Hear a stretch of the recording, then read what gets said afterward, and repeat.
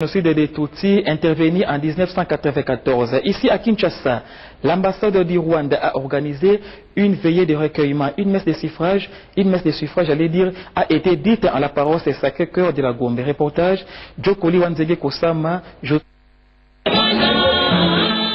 Après le massacre des Tutsis d'il y a 18 ans, le Rwanda s'est engagé dans la voie de la réconciliation. Le préalable étant la réalisation de la paix, ciment de l'entente entre les différentes communautés pour que plus jamais de tels actes ne se commettent. Le thème exploité pour cette année, génocide des Tutsis, tirons les leçons de l'histoire. Thème évocateur qui appelle les Rwandais à se lancer dans la voie de la réconciliation de leur pays, tel qu'expliqué par l'ambassadeur du Rwanda en RDC, Amandé Rugira, au cours de la messe de suffrage dite en la paroisse du Sacré-Cœur de la Gombe.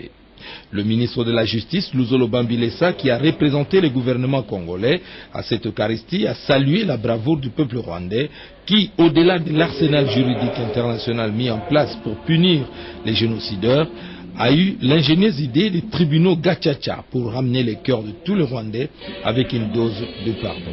Dans son homélie, l'abbé officiant a insisté sur la notion de l'amour qui doit parvenir à briser le cycle de la vengeance entre les différentes communautés. Mais notons qu'auparavant, la date du samedi 7 avril 2012, une veillée a été organisée à l'ambassade même de Rwanda avec la participation de plusieurs invités. C'était l'occasion de projeter un film qui retrace la vie des convivialités vécues par le Rwandais avant que ne soient perpétrées les différentes crises fratricides.